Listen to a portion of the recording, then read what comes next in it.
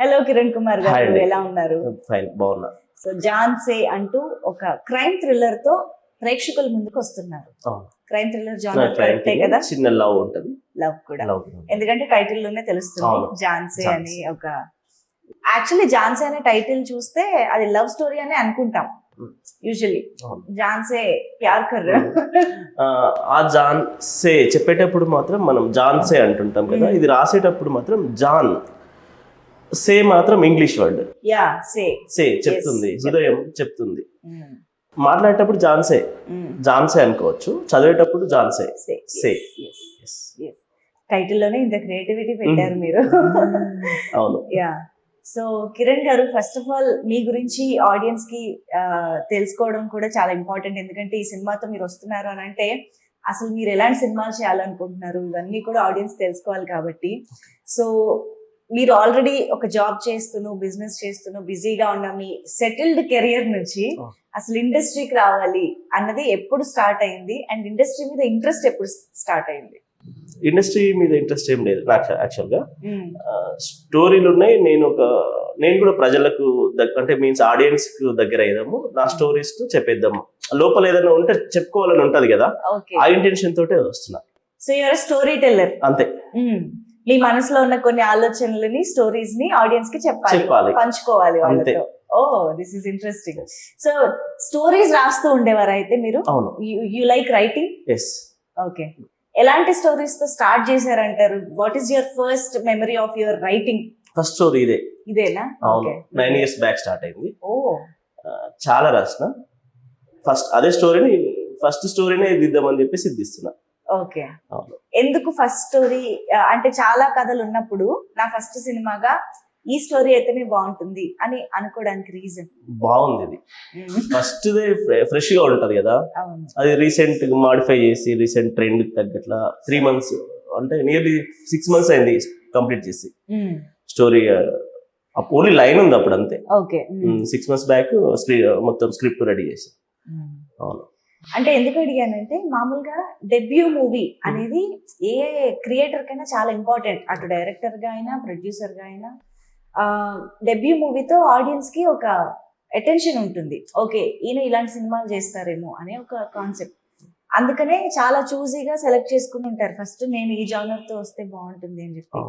So ఇప్పుడు ఇలా ఒక love and crime thriller genre అంటే మీ నుంచి ఫర్దర్ గా ఎలాంటి సినిమాలు ఎక్స్పెక్ట్ చేయొచ్చు అన్నది కూడా ఉంటుంది. అన్ని రకాలుగా ఎక్స్పెక్ట్ చేయొచ్చు నా నుంచి. Okay. All type, all rounder. Okay. A particular genre లోనే నేను స్పెషలిస్ట్ ఏం లేదండి అసలు. ఓకే. సో నేను తెలుసుకున్న దాన్ని బట్టి మీరు ఇంతవరకు ఎవరి దగ్గర, అంటే వేరే డైరెక్టర్ దగ్గర వర్క్ చేయడం కానీ, వేరే ప్రొడక్షన్ హౌస్ లో వర్క్ చేయడం కానీ ఏమీ చేయలేదు. సో డైరెక్ట్ గా మీరు అనుకున్నది ప్రాసెస్ చేయడానికి అడుగు పెట్టేశారు డైరెక్ట్ గా మీరే. బట్ ఇది ఇంత పెద్ద సముద్రం లాంటి ఇండస్ట్రీలో చాలా ఛాలెంజింగ్ ఉంటాయి. ఒక సినిమా ప్రాజెక్ట్ సక్సెస్ఫుల్ గా కంప్లీట్ చేసి సక్సెస్ఫుల్ గా రిలీజ్ చేయడం వరకు కూడా ఇది ఒక పెద్ద ప్రక్రియ. సో ఏ ధైర్యంతో అలా ముందుకు వచ్చేసారు, అడుగు పెట్టేశారు? స్టోరీ నన్ను నడిపించింది యాక్చువల్ గా. ఫస్ట్ నేను అనుకున్నా ఏం లేదు, చేసేయచ్చులే అనుకున్నా. అయిపోతుంటే తెలుస్తుంది. అయిపోయింది ఇప్పుడు సినిమా కంప్లీట్ అయ్యి, షూట్ కంప్లీట్ అయిపోయింది. ఇప్పుడు పోస్ట్ ప్రొడక్షన్. ఓకే. చాలా పెద్ద సముద్రం అని నేను కూడా తెలుసుకుందాం. సముద్రం అయితే ఈద్దాం, కొద్దిగా చూద్దాం, ట్రై చేద్దాం అని, అంతే. కష్టపడదాం. ఓకే. అవును. కానీ ఇప్పుడు ముందు నుంచి ఇండస్ట్రీలోనే ప్యాషన్ ఉండి నేను ఎలా అయినా సరే డైరెక్టర్ అవుతాను అనేది ఉండే వాళ్ళ సంగతి వేరే. కానీ ఒక జాబ్, ఒక మంచి బిజినెస్ కానీ, ఒక సెటిల్డ్ ఫ్యామిలీ కానీ అలా ఉన్నప్పుడు కొంచెం ఇలాంటి రిస్కీ జానర్ లోకి రావడానికి ఎక్కువ ఆలోచించరు. ఎందుకు రిస్క్ తీసుకోవడం, మనం బాగుంది కదా ఇప్పుడున్న పొజిషన్ అనే ఫీలింగే ఉంటుంది. సో ఫినాన్షియల్ గా, అంటే మీరు ఈ సినిమాకి ప్రొడ్యూసర్ కూడా కాబట్టి ఆ రిస్క్ కి మీరు ఎలాగా ప్రిపేర్డ్ గా ఉన్నారు? నాకు ఇష్టం రిస్క్ తీసుకోవడం. లైఫ్ లో రిస్క్ తీసుకోకపోతే ముందుకెళ్ళలేము అనేది నాకు నా లైఫ్ ఎక్స్పీరియన్స్ నేర్పింది. ఓకే.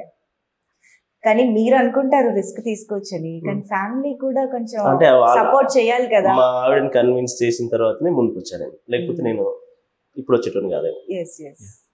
సో నేను ఇందాక అన్నట్టు, మీరు ఇంతకు ముందు ఎవరి దగ్గర వర్క్ చేయకుండా డైరెక్ట్ గా ఒక ప్రాజెక్ట్ స్టార్ట్ చేసినప్పుడు మీకు ఎదురైన ఛాలెంజెస్ ఎలాంటివి? ఫస్ట్ ఆఫ్ ఆల్ స్టోరీ వరకు మీరు కంప్లీట్ గా మంచిగా రాసుకున్నారు, you are confident with your story.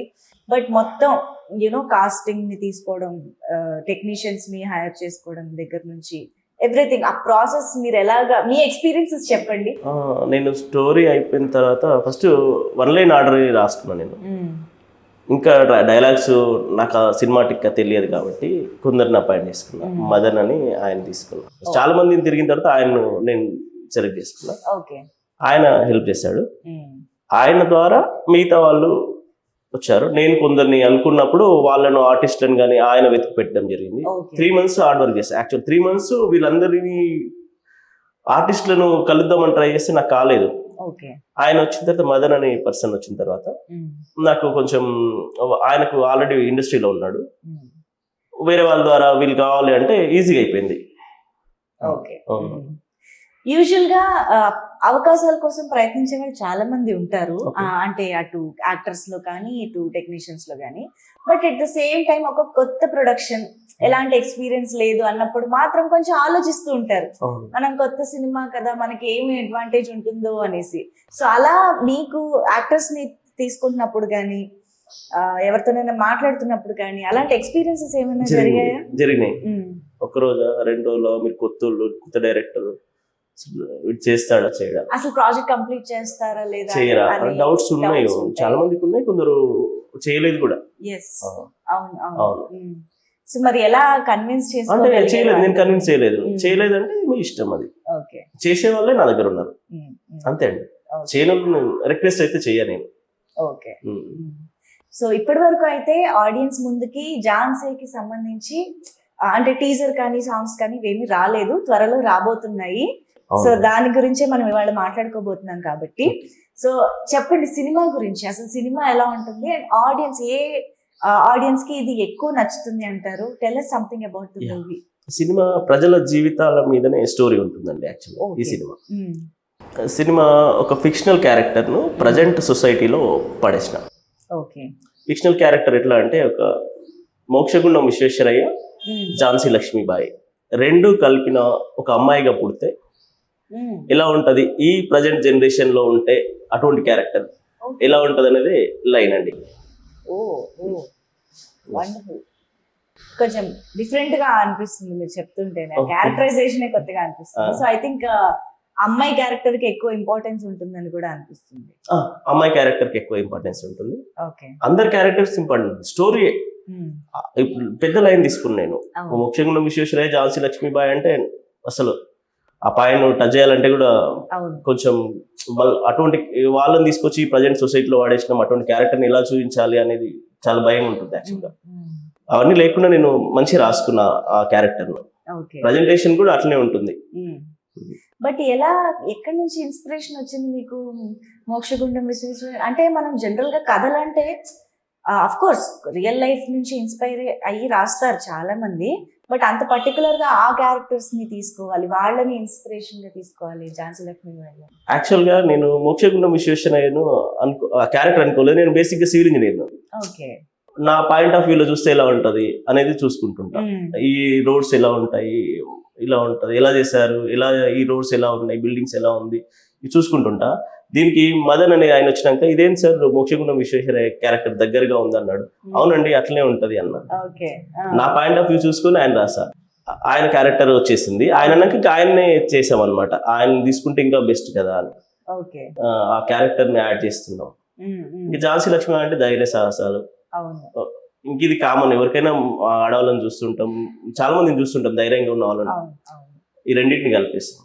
అంటే స్టార్టింగ్ కథ అసలు మొదలవడానికి నేను యాక్చువల్ గా ఆయన అనుకున్నాం. ఇంకా తర్వాత అంటే కథకి ఇన్స్పిరేషనల్ పాయింట్ అనేది ఒకటి ఉంటుంది కదా, ఇన్స్పిరేషన్ పాయింట్ ఎక్కడి నుంచి స్టార్ట్ అయింది అనేది జస్ట్ ప్రజలు అంటే చూడడమే, ప్రజెంట్ ఉన్న సమాజాన్ని చూడడమే ఇన్స్పిరేషన్. ప్రజెంట్ ఉన్న మనుషుల్ని చూడడం. సో మరి పిక్చరైజేషన్ టైం అంటే కథ రాసుకోవడం ఒక ఎత్తు అయితే, దాన్ని తెరపైకి తీసుకురాగలగడం ఒక ఎత్తు, ఎగ్జిక్యూషన్. అంటే టెక్నికల్ గా అసలు ఎలాంటి ఫ్రేమ్స్ అండ్ ఎలాంటి టోన్ లో చేయాలి, ఆర్టిస్ట్ నుంచి పెర్ఫార్మెన్స్ ఎలా తీసుకోవాలి, ఇదంతా కూడా. సో ఈ ప్రాసెస్ గురించి చెప్పండి. మీరు ఫస్ట్ టైం ఇదంతా ఫేస్ చేశారు కాబట్టి, ఎగ్జిక్యూట్ చేశారు కాబట్టి, సో ఫస్ట్ ఆఫ్ ఆల్ నేను ఒక కథ చెప్పడానికి వచ్చాను. నాకు డైరెక్షన్, ఈ క్లోజ్ తీయాలి, ఈ షార్ట్ ను ఇలా తీయాలి, ఈ యాంగిల్లో తీయాలి అనేది తెలియదు. ఫస్ట్ తెలుసుకోవడానికి ఒక 20 days ఒక ఇన్స్టిట్యూట్కి వెళ్ళిన, ఓకే తెలుసుకున్నా కొద్దిగా. తర్వాత ప్రాక్టికల్ గా చూద్దాంలే, తీద్దాం, ఉంటారు కదా ఎక్స్పీరియన్స్ వాళ్ళు ఉంటారు కదా, వాళ్ళతోటి నేర్చుకుందామని ఫస్ట్ డేనే నాకు ఎలా తీయాలని తెలిసిపోయింది. ఓకే ఫస్ట్ డేనే ఒక షార్ట్ ను ఎన్ని క్లోజ్ తీయాలి, ఏ యాంగిల్లో తీయాలి. ఆల్రెడీ నేను సబ్జెక్ట్ చదివిన, యూట్యూబ్ లో అక్కడికి చదువుతుంటాం కదా, ప్రాక్టికల్ గా వచ్చేసరికి నాకు ఫస్ట్ డే తెలిసిపోయింది. అంతే, ఇంకా నెక్స్ట్ డే నుంచి అంతే, ఒక్క రోజే ప్రాక్టికల్ జరిగింది అంతే. ఇంకా తర్వాత నుంచి డైరెక్ట్ అంతే ప్రొడక్షన్. అమేజింగ్. ఓకే, సో మీరు క్విక్ లెర్నర్ అన్నమాట. అవును, యా, అర్థమైపోతుంది. సో మామూలుగా ఒక ఆడియన్స్ గా సినిమాలు చూడడం అనేది, తెలుగు ప్రేక్షకులుగా మనందరం కూడా సినిమాల్ని చాలా ఎంజాయ్ చేస్తూ ఉంటాము. ఐఎమ్ ష్యూర్ మీరు కూడా చాలా సినిమాలు చూసే ఉంటారు. సో ఇలా డైరెక్షన్, ఒక స్టోరీ టెల్లర్ గా మీరు డైరెక్షన్ లోకి రావాలని అనుకున్నప్పుడు whom do you look up to? అంటే ఒక డైరెక్టర్ ని ఇన్స్పిరేషన్ గా తీసుకోవడం కానీ, లేదా ఓకే నా కథని అలా డీల్ చేస్తే బాగుంటుంది అని అనుకోవడం కానీ ఏమైనా జరిగింది? లేదు, అసలు లేదు. అసలు. ఓకే, బట్ ఎవరి సినిమాల్ని ఎక్కువగా ఇష్టపడుతూ ఉంటారు? అందరూ చూస్తుంటే పూరి జగన్నాథ్. అవునా? ఓకే, ఏమైనా ఇన్ఫ్లుయెన్స్ చేశారా మిమ్మల్ని? ఆయన మామూలు జనాల్ని కూడా ఇన్ఫ్లుయెన్స్ చేస్తూనే ఉంటారు కదా, అందుకని. లేదు మేడం, చేయలేదు. లేదు, కానీ బాగుంటాయి, అది బాగుంటాయని చెప్పేసి మనం రియల్ లైఫ్ లో ఏం చేయలేము కదా. సినిమాల వరకు ఓకే, ఆడియన్స్ గా చూడడం వరకు యు ఎంజాయ్ పూరి గారి మూవీస్, బట్ ఒక డైరెక్టర్ గా, స్టోరీ టెల్లర్ గా మీ మార్కే ఉంటుంది. ఓకే, సో మామూలుగా మీ మార్క్ అని అంటున్నాను చూసారా, పూరి గారి సినిమాలు తీసుకుంటే హీరో క్యారెక్టరైజేషన్ మీదనే ఎక్కువగా కథలు రాస్తుంటారు. ఫస్ట్ హీరోలో పూరి గారు పూనారా అనిపించేలాగా రాసేసి తర్వాత కథను డీల్ చేస్తారు. అది కామన్ థింగ్ ఆయన సినిమాలో. అలా మీ సినిమాలో ఏదైనా కామన్ థింగ్ ఉంటుందా? లేదు మేడం, ఆయన మీరు ఆల్రెడీ కథలు రాసుకున్నారు కాబట్టి అడుగుతున్నా. ఎందుకంటే ప్రతి ఒక్కళ్ళకి ఏదో ఒక విషయంలో, ఒక ఎమోషన్ లో గానీ, ఒక కాన్సెప్ట్ ని పట్టుకోవడంలో గానీ ఒక నాకు కామన్ థింగ్ ఉంది ఈ సినిమాకు. RRR కు మన సినిమా కామన్ థింగ్ ఉంది. RRR లో కొమరం భీమ్ అండ్ అల్లూరు సీతారామరాజు క్యారెక్టర్ ని తీసుకొచ్చేసారు. అవునవును. ఇప్పుడు ఈ సినిమాకు నేను మోక్షగుణ విశ్వేశ్వరయ్య, ఝాన్సీ లక్ష్మీబాయి అంటున్నా. ఇక్కడ ఉంది, కానీ పూరి గారి దాని నుంచి లేదు. Of course. Okay, real life characters తీసుకుని సినిమాలోకి పెట్టుకోవడం అనేది మాత్రం కరెక్ట్. ఎస్, సో మీ యాక్టర్స్ గురించి చెప్తారా? ఈ కాస్టింగ్ చేసుకున్న తర్వాత ఎలాగ వాళ్ళు పర్ఫార్మ్ చేశారంటారు? అందరు బాగా చేశారు మేడం, బాగా చేశారు. టైం కు 22 days లో షూట్ అయిపోయింది. ఓకే, సో ఈ మధ్య కాలంలో మనం చూస్తున్నాము ఓటీటీలో చాలా స్టఫ్ ఉంది అండ్ బోల్డ్ అంత కంటెంట్ ఉంది.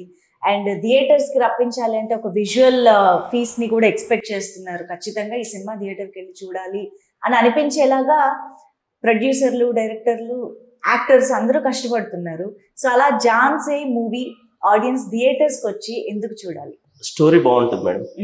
ఫస్ట్ నేను పెద్దగా చెప్పాలని నాకేం లేదు, ఒకటేసారి పెద్ద డైరెక్టర్ గా అనిపించుకోవాలని నాకేం లేదు. ఇప్పుడు నాకు వచ్చింది చేసా, స్టోరీ అయితే బాగుంటదని నేను అనుకుంటున్నా. అది నచ్చుద్ది అనుకుంటున్నా ఆడియన్స్ కి. చూద్దాం మేడం, రప్పించే వరకు అందుకే ఈ ప్రమోషన్స్, రప్పించడానికే ప్రయత్నం. వచ్చిన తర్వాత యాక్సెప్టెన్సీ ఉంటే బాగుంది అనిపిస్తే అది సక్సెస్ అంటారు. చూద్దాం. సో సినిమా అయితే సక్సెస్ఫుల్ గా కంప్లీట్ చేశారు, రిలీజ్ కి రెడీ చేశారు, పోస్ట్ ప్రొడక్షన్ జరుగుతుంది. ఓకే, సో ఎప్పుడు రావచ్చు ఆడియన్స్ ముందుకి మూవీ ఎక్స్పెక్ట్ చేయొచ్చు? నేను అనుకుంటూ పోస్ట్ ప్రొడక్షన్స్ అన్ని కరెక్ట్ గా జరిగితే 1.5 month లో చేసేయచ్చు, రిలీజ్ చేసేయచ్చు. డిలే అయిందంటే మార్చ్, 3 months అయింది. నా నుంచి ఏం డిలే ఉండదు. ఎవరైనా కరెక్ట్ చేయకపోతే, అంటే టైంకి ఇవ్వకపోతే, వాళ్ళకి ఇచ్చిన ప్రోడక్ట్ టైంకి ఇవ్వకపోతే మాత్రమే డిలే అవుతుంది. ఆఫ్ కోర్స్ సినిమా అంటే చాలా పనులు ఉంటాయి కాబట్టి వీ నెవర్ నో ఎప్పుడు ఎక్కడ ఏం జరుగుతుంది. బట్ రిలీజ్ విషయంలో చాలా మంది కొత్త ప్రొడ్యూసర్స్, కొత్త మేకర్స్ కొన్ని చెప్తూ ఉంటారు, సినిమా చేయడం ఒక ఎత్తు అయితే రిలీజ్ చేయడం ఇంకొక ఎత్తు అని చెప్పేసి. సో థియేటర్లని సంపాదించుకోవడం కానీ, ఆడియన్స్ ని థియేటర్లకి రప్పించే ఆ ప్రమోషన్స్ కానీ, సో ఎలా ప్లాన్డ్ గా ఉన్నారు మీరు? ఎవరి అంటే సపోర్ట్ కూడా చాలా ఇంపార్టెంట్, చాలా మంది సపోర్ట్ కావాలి ఒక రిలీజ్ కోసం. సో అలాంటివి ఏమైనా ప్లాన్ చేస్తున్నారా? అసలు ప్లాన్ చేయలేదు మేడం. నేను ఫస్ట్ ఈ ప్రొడక్ట్ ని తయారు చేద్దాం, ఈ టైంలోనే ఇప్పుడు బిజినెస్ మాట్లాడదాం అని అనుకున్నా. ఇప్పుడు ఈ టైం నాకు గ్యాప్ ఉంది. షూటింగ్ అప్పుడు నేను ఏం మాట్లాడలేదు, ఇప్పుడు నేను అన్ని చూసుకుంటూ పోస్ట్ ప్రొడక్షన్ వర్క్స్ చూసుకుంటూ ఇది మాట్లాడొచ్చు బిజినెస్ ఓకే. మాట్లాడతాం. ఇంకా ఇంకా మాట్లాడాలి, work ఎవరి దగ్గర జరుగుతుంది. మాట్లాడలేదు ఇప్పటిదాకా. ఓకే. అవును. సో ఇదే ఫస్ట్ టైం యాక్చువల్లీ ఆడియన్స్ కి కూడా మీరు పలకరించడం. లేదు, చిన్న ఇంటర్వ్యూ చేశాను. చేశారా? సినిమా షూట్ నడుస్తుంటే కూడా ఒక ఇంటర్వ్యూ చేశా. Yeah yeah. చిన్న చిన్నది కొంచెం రీచ్ అయింది మేడం, తెలిసిన వాళ్ళకు ఆ టైప్ లో. ఓకే. సో ఝాన్సీ అంటే ఇది మ్యూజికల్ హిట్ అని కూడా అనుకోవచ్చా? పాటలు ఎలా ఉండబోతున్నాయి చెప్పండి, మ్యూజిక్ గురించి. బాగుంటాయి మేడం, చాలా బాగుంటాయి. ఎన్ని 3 songs? సాంగ్స్ ఉంటాయి. ఫస్ట్ 2 సాంగ్స్ మన స్టోరీకి తగ్గట్లు ఉంటాయి. థర్డ్ సాంగ్ మాత్రం థీమ్ సాంగ్ ఉంటుంది. 3 సాంగ్స్ ఉంటాయి. 3 సాంగ్స్. ఓకే. సో మామూలుగా ఇంత బడ్జెట్ అనుకుని అడుగు పెట్టడం అనేది జరుగుతుంది. అవును. సో అనుకున్నది అనుకున్నట్టు జరగడం అనేది చాలా తక్కువ కేసెస్ లో అవును. జరుగుతుంది. నేను యాక్చువల్ గా ఇంత బడ్జెట్ అనుకుంటే నేను ఎక్కువ అనుకున్నా, నేను నాకు తక్కువలో అయిపోయింది. ఓకే. నేను ఒక 10 కోట్లు అనుకున్నాండి, ఎందుకంటే కొత్త ఉంది కదా, నన్ను ఎక్కడ ఎవరు ఏం చేస్తారో తెలియదు, ఎక్కడ ఏమైందో తెలియదు, అంత కాలేదు. ఓకే. అవును, ఎంత అయితే తెలియదు. ఇప్పటికి షూట్ అయిపోయింది, కొద్దిగా అయింది, ఇంకా ఉన్నాయి.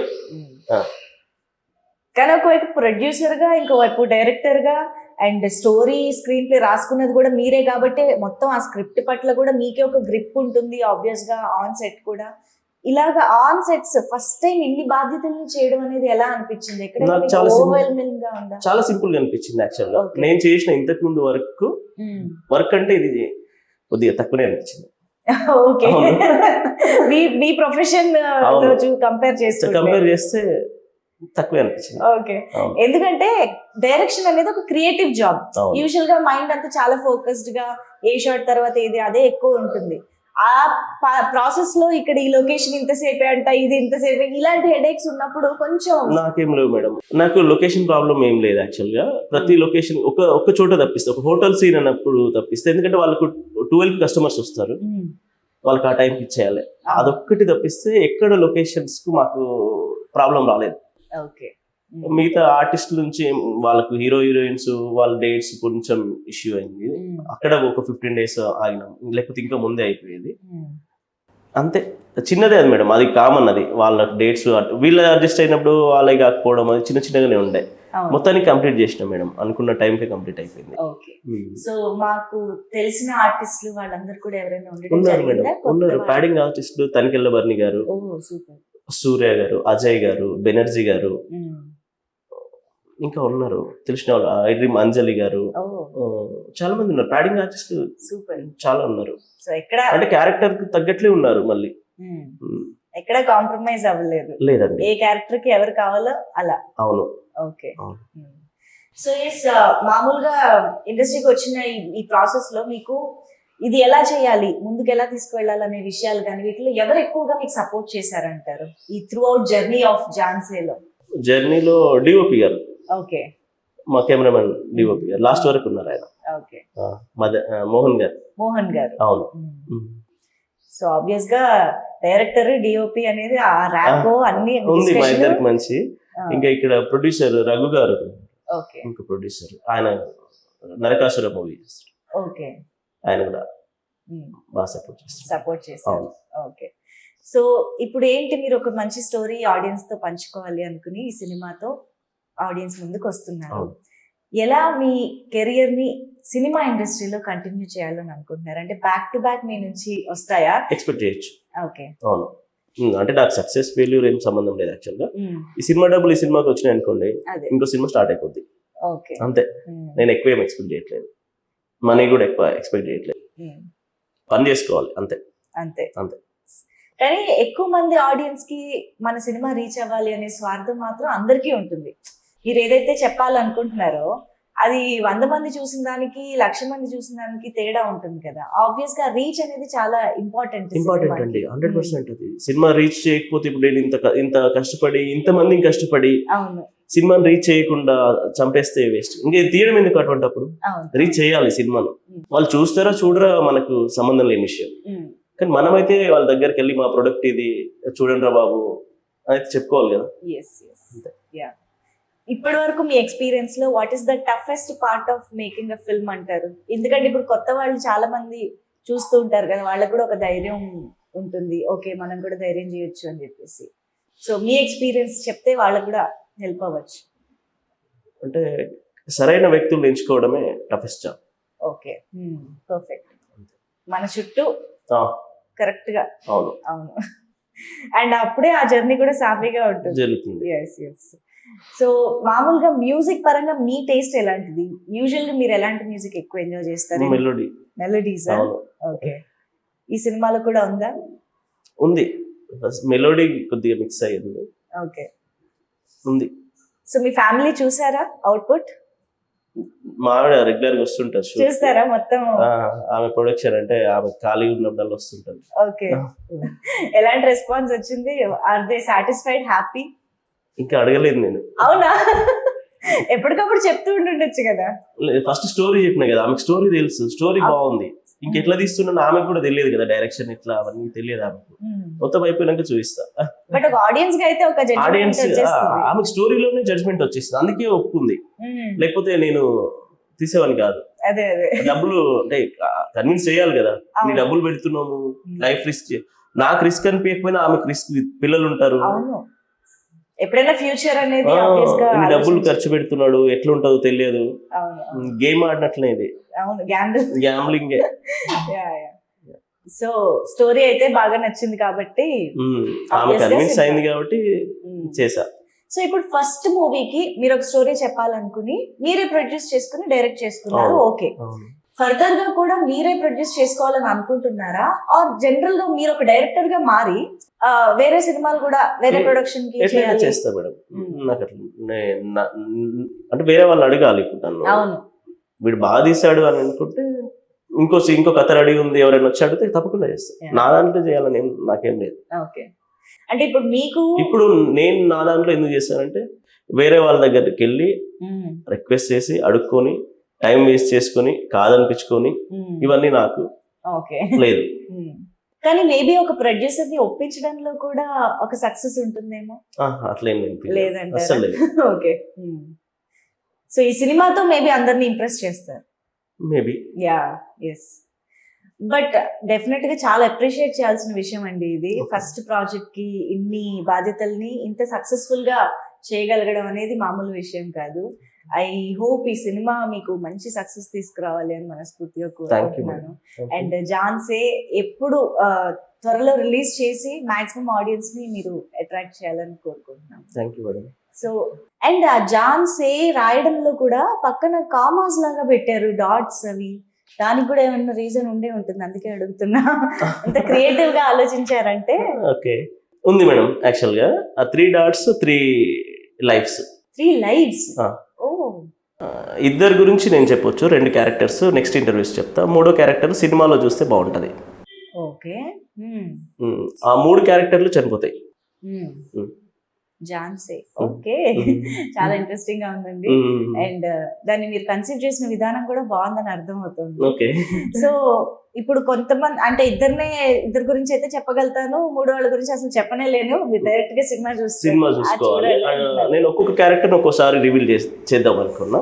ఫస్ట్ క్యారెక్టర్ ను ఒక ఇంటర్వ్యూలో ఫస్ట్ క్యారెక్టర్ గురించి, సెకండ్ క్యారెక్టర్ గురించి ఇంకో ఇంటర్వ్యూస్ పెట్టుకుందాం అనుకున్నా యాక్చువల్గా. ఓకే. సో కథకి తగ్గట్టే మీరు ప్రమోషన్ కూడా ప్లాన్ చేస్తున్నారు అన్నమాట. అవును మేడం, షూర్. ఓకే, అందుకే ఇవాళ మీరు సోలోగా ఫస్ట్ మా ముందుకు రావడం జరిగింది. సో అదే అనుకుంటా ఉండొచ్చు చాలా మంది. జనరల్ గా టీమ్ అందరూ కూడా వస్తారు కదా, హీరో హీరోయిన్ మెయిన్ గా అందరూ కూడా కెమెరా ముందుకు వస్తూ ఉంటారు. యాక్చువల్లీ హీరో హీరోయిన్ కాదు మేడం, ఈ సినిమా కథనే ఇంపార్టెంట్. ఓకే, కథనే నడిపిస్తుంది. హీరో హీరోయిన్స్ తీసుకోవడం కూడా కథనే కదా, స్టోరీ కదా. ఈ రోజుల్లో స్టోరీ ఉంటేనే హీరో హీరోయిన్, మిగతా ఆర్టిస్ట్ ఎవరైనా అంతే. ఈ రోజుల్లో అయితే స్టోరీయే హీరో. అండ్ ఈ సినిమా కూడా అంతే. ఈ సినిమా అయితే డెఫినెట్ గా స్టోరీయే. నాకు అంటే డైరెక్షన్ తెలియదు కదా నాకు. ఫస్ట్ డైరెక్షన్ అంటే ఏంటో కూడా తెలియదు. ఎక్కువ కొద్దిగానే తెలుసు, వీడియోస్ చూడడం, 20 days కోర్స్ చేయడం అంతే. సో మీ సినిమాలో క్యారెక్టర్స్ ని తగ్గట్టుగా మాకు ప్రమోషన్స్ లో కూడా వాళ్ళని ఇంట్రడ్యూస్ చేయడం జరుగుతుంది. ఓకే, సో మేము యాక్టర్స్ కోసం కూడా వెయిట్ చేయాలి. సో అతి త్వరలోనే అది కూడా జరగాలని కోరుకుంటున్నాము.